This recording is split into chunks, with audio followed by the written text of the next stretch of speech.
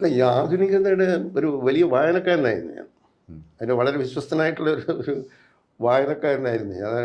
അവരെ എല്ലാവരും എഴുതുന്നത് വായിക്കുമായിരുന്നു. അത് ആധുനിക ഈ നോവലും കഥകളും കവിതകളും അങ്ങനെ രണ്ട് രീതിയിലുള്ള ഈ വഴക്കങ്ങൾ അന്ന് സാഹിത്യത്തിൽ ഉണ്ടായിരുന്നു.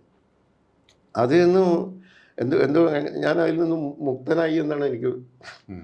തോന്നിയിട്ടുള്ളത്. എങ്ങനെയോ അല്ലെങ്കിൽ ഞാൻ ഇതിൻ്റെ ഒരു വളരെ അതിൻ്റെ വായനക്കാരനായിരുന്നു. ഇപ്പം ബൈവിച്ചേന കാക്കനാടായാലും മൂന്നനായാലും എല്ലാവരുടെയും ഒരു വായനക്കാരനായിരുന്നു. പക്ഷെ അവരാരും ആ രീതിയിൽ എഴുതാൻ വേണ്ടിയിട്ട് നമ്മളെ സ്വാധീനിച്ചു. സ്വാധീനിച്ചിട്ടുണ്ട്. പിന്നെ ഇടതുപക്ഷ പ്രസ്ഥാനത്തിൻ്റെ അപജയം ആ കാലത്തിൻ്റെ തുടങ്ങുകയും ചെയ്തിരുന്നു. ഉം.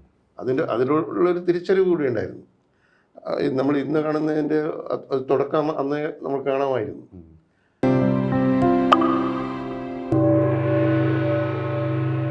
ഈ ആധുനികതയുടെ ഒരു ആധുനികത ഉണ്ടാക്കിയ ഒരു പരിഭ്രമം മലയാള ഭാഷയിലും ഈ ആശയപരമായിട്ടും ഒക്കെ തന്നെ അത് നിങ്ങളുടെ തലമുറയെ തീർച്ചയായിട്ടും ഒന്ന് അമ്പരപ്പിച്ചിട്ടുണ്ടാവും. അതെങ്ങനെയാണ് ശരിക്കും ആ തലമുറ മറികടക്കാൻ ശ്രമിച്ചത്, അല്ലെങ്കിൽ അങ്ങനെ ഒരു ഒരു ഒരു ശ്രമം നടന്നിട്ടുണ്ടോ? അല്ല, ഈ ആധുനികതയുടെ ഒരു വലിയ വായനക്കാരനായിരുന്നു ഞാൻ. ഉം. അതിൻ്റെ വളരെ വിശ്വസ്തനായിട്ടുള്ള ഒരു വായനക്കാരനായിരുന്നു ഞാൻ. അവരെ എല്ലാവരും എഴുതുന്നത് വായിക്കുമായിരുന്നു. അത് ആധുനിക ഈ നോവലും കഥകളും കവിതകളും അയ്യപ്പൻ പണിക്കർ സാറിനെ പോലുള്ളവരുടെ കവിതകൾ, കടമ്പനിട്ട ഒക്കെ വന്നു. പിന്നെ സച്ചിദാനന്ദൻ്റെ ആ സമയത്തുള്ള ആസന്ന മരണ ചിന്തകൾ എന്നൊക്കെ പറഞ്ഞ ആ രീതിയിലുള്ള കവിതകളും എല്ലാം വായിക്കുക. അതിൻ്റെ ഒരു അത്തരത്തിലും അതിൻ്റെ സമാന്തര പ്രസിദ്ധീകരണങ്ങൾ കുറേ ഉണ്ടായിരുന്നു. പ്രസക്തി അതൊക്കെ ആ സമയത്ത് ജ്വാല എന്നൊക്കെ പറയുന്നത് അതിൻ്റെയൊക്കെ ഒരു വായനക്കാരനായിരുന്നു ശരിക്കും. പക്ഷേ ഞാൻ എഴുതാൻ തുടങ്ങുമ്പോൾ ഞാൻ കാക്കനാടിനോ ഈ മുകുന്ദൻ്റെയോ അല്ലെങ്കിൽ മറ്റുള്ള എഴുത്തുകാരുടെയോ ഒരു മാതൃകയിലല്ല എഴുതാൻ വേണ്ടി തുടങ്ങിയത്. അവരുടെയൊക്കെ വായനക്കാരനായിരുന്നു ഞാൻ. പക്ഷേ അതിനേക്കാളും മുമ്പേ ഉള്ള ഒരു വളരെ മൂല്യവത്തായിട്ടുള്ള ഒരു സാഹിത്യം സൃഷ്ടിച്ച ഒരു തലമുറ അവിടെ ഉണ്ടായിരുന്നു ശരിക്കും. അപ്പോൾ അവരോട് എനിക്ക് വലിയ ആദരവായിരുന്നു. നമ്മളൊരു കാരണവന്മാരോട് തോന്നുന്ന ബഹുമാനമൊക്കെ ഇപ്പോൾ ബഷീർ, ഉറൂബ്, എസ് കെ പൊറ്റക്കാട് ഇവരൊക്കെ കണ്ടുകൊണ്ടാണ് നമ്മൾ വളരുന്നത്. എസ് കെ പൊറ്റക്കാട് എനിക്ക് ക്ലാസ് എടുത്തിട്ടുണ്ട് സാഹിത്യ ക്യാമ്പിൽ. പിന്നെ MT ഇവരൊക്കെ ക്ലാസ് എടുത്തിട്ടുണ്ട്. പക്ഷേ അന്നും ഇപ്പോൾ MT വാസുദേവൻ ഒരിക്കലും ഞാൻ പങ്കെടുത്ത ഒന്നോ രണ്ടോ ക്യാമ്പിൽ ഞാൻ പങ്കെടുത്തപ്പോൾ ആദ്യത്തെ ക്യാമ്പിൽ അത് മുക്കത്ത് വെച്ചാണ് നടന്നത്. എസ് കെ പൊറ്റക്കാടിൻ്റെ നാട്ടിൽ എസ് കെ ഉണ്ടായിരുന്നുണ്ട്. അപ്പോൾ അന്ന് അദ്ദേഹം എന്ന് പറഞ്ഞത് നമ്മുടെ ഈ ശബ്ദം വൈലോപ്പിള്ളിയുടെ കവിത ഉദ്ധരിച്ചുകൊണ്ടാണ് അദ്ദേഹം പറഞ്ഞത്. എന്നോട് വെച്ച കേട്ടുപോ വേറിട്ടെന്ന് പിറ്റേന്ന് ചോദിക്കുവോളെ എന്ന് പറഞ്ഞു, കുടിവയ്പ്പിക്കല്ലേ. അപ്പോൾ അത് മനസ്സിൽ കിടക്കുന്നുണ്ടായിരുന്നു അവിടെ. കാരണം ഞാൻ എഴുതാൻ തുടങ്ങുന്ന കാലത്ത് പലരും എഴുതിയിരുന്നത് MT വാസുദേവനെ പോലെയാണ്. MTയുടെ ആ രീതിയിലുള്ള ഒരു നനുത്ത പദാവലികളൊക്കെ ഉപയോഗിച്ചുകൊണ്ടുള്ള ഒരു രചനകളായിരുന്നു നടത്തിയിരുന്നു.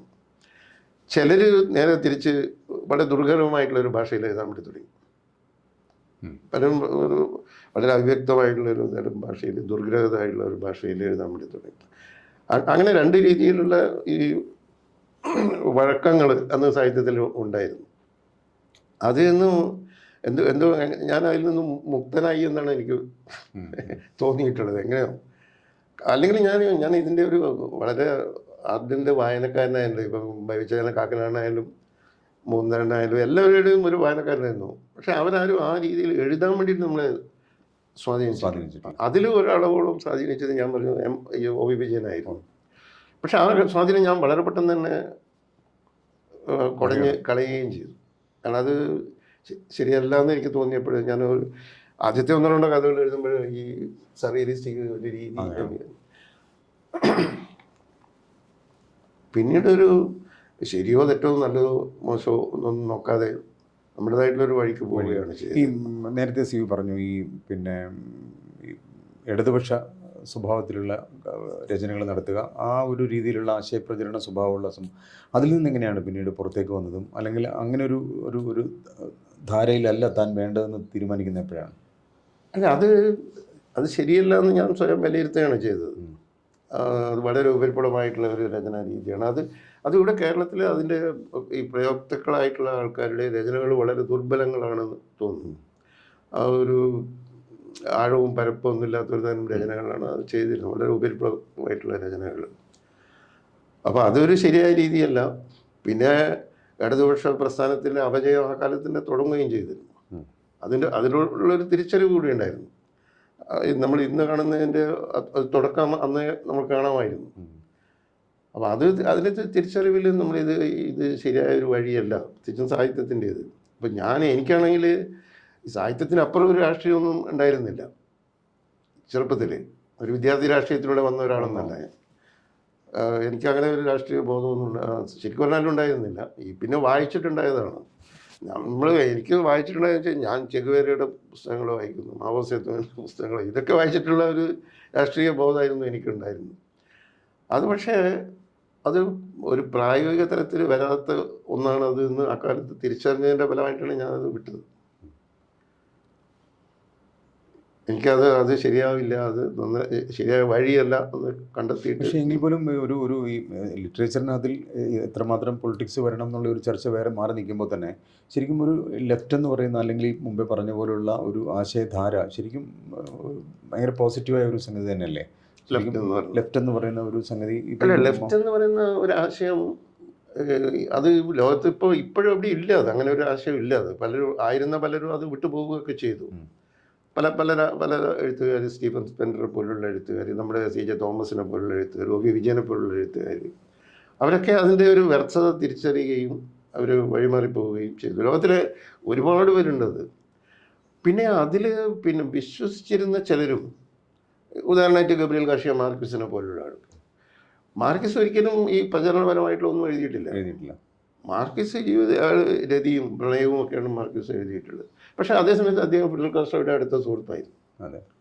അപ്പം അതാണ് ഒരു ശരിയായ രീതി എന്നാണ് എനിക്ക്. മാർക്വസാണ് അത്തരം കാര്യങ്ങളൊക്കെ നമ്മളെ പഠിപ്പിക്കുന്നത്. മാർക്വസും ചേർന്നിട്ട് അത് ഈ ജീവിതം വേറെ രാഷ്ട്രീയം വേറെ എന്നുള്ള അതാണ് മാർക്വസ് അതാണ് ചെയ്തത്. അതിപ്പോൾ റഷ്യയിലും അങ്ങനെയായിരുന്നല്ലോ. ലെനിൻ്റെ ഏറ്റവും അടുത്ത സുഹൃത്തായിരുന്നു ഗോർക്കി. പക്ഷെ ഒരിക്കലും രാഷ്ട്രീയ പ്രചരണത്തിന് വേണ്ടി അദ്ദേഹം ശ്രമിച്ചിട്ടില്ല. ഈ സൗഹൃദത്തിന് അതൊരു മാനദണ്ഡമായിരുന്നു. പക്ഷെ കേരളത്തിൽ ഈ പറഞ്ഞില്ലേ 80കളിലൊക്കെ അല്ലെ 70കളിലും 80കളിലും ഒക്കെ ഇടതുപക്ഷം നൽകിയ ഒരു പ്രതീക്ഷ, അല്ലെങ്കിൽ ഇന്ത്യക്ക് തന്നെ നൽകിയ ഒരു പ്രതീക്ഷ, അത് പിന്നീട് എങ്ങനെയാണ് വിലയിരുത്തിയിട്ടുള്ളത്? അത് ഒരു പ്രതീക്ഷ ഉണ്ടായിരുന്നു. പ്രത്യേകിച്ച് 40കളിൽ കമ്മ്യൂണിസ്റ്റ് പ്രസ്ഥാനം ഉണ്ടായ കാലത്ത് വലിയ പ്രതീക്ഷ ഉണ്ടായിരുന്നു. കാരണം എൻ്റെ ഗ്രാമത്തിലോ അല്ലെങ്കിൽ അതിൻ്റെ ചുറ്റുവട്ടത്തൊക്കെയുള്ള ഗ്രാമങ്ങളിലൊക്കെ അന്ന് തൊഴിലാളികളും ഈ ഏറ്റവും സാധാരണക്കാരായിട്ടുള്ള ആളുകളൊക്കെ ഈ പ്രത്യയശാസ്ത്രത്തിൽ വിശ്വസിച്ചിരുന്നു. അതിനെക്കുറിച്ച് പ്രത്യയശാസ്ത്രത്തെക്കുറിച്ച് വളരെ അഗാധമായ വായിച്ചിട്ടുണ്ടായിട്ടൊന്നുമല്ല, വായിച്ചിട്ടൊന്നുമല്ല. ചില പുസ്തകങ്ങൾ കമ്മ്യൂണിസ്റ്റ് മാനിഫെസ്റ്റോ പോലും വായിച്ചിട്ടുണ്ടോ എന്നറിയില്ല. പക്ഷെ അവിടെയുള്ള ചില നേതാക്കന്മാർ, പ്രത്യേകിച്ച് AKG പോലുള്ള നേതാക്കന്മാർ, അക്കാലത്തുള്ള കുറേ നേതാക്കന്മാർ വളരെ നിസ്വാർത്ഥരായിട്ട് പ്രവർത്തിക്കുന്ന ആളുകൾ, വളരെ നിഷ്കളങ്കരായിട്ടുള്ള മനുഷ്യരായിരുന്നു. അപ്പോൾ അവരെ മാതൃകയാക്കിക്കൊണ്ടാണ് ആൾക്കാരൊന്ന് പ്രസ്ഥാനത്തിൽ വിശ്വസിക്കുകയും ഇങ്ങനെ ഈ കമ്മ്യൂണിസ്റ്റ് വിപ്ലവം പോലുള്ള ഒരു സംഭവം യാഥാർത്ഥ്യമാകുമെന്ന് പ്രതീക്ഷിക്കുകയൊക്കെ ചെയ്തു. പക്ഷെ പതുക്കെ അവരുടെയൊക്കെ തന്നെ പ്രതീക്ഷകൾ തന്നെ ഇല്ലാതായി. ആദ്യകാല കമ്മ്യൂണിസ്റ്റുകൾ പലരും തന്നെ അതിൽ നിന്ന് വിമുഖരായിട്ട് പോയി. ഇവരെയൊക്കെ നമ്മൾ കാണുന്നുണ്ട്.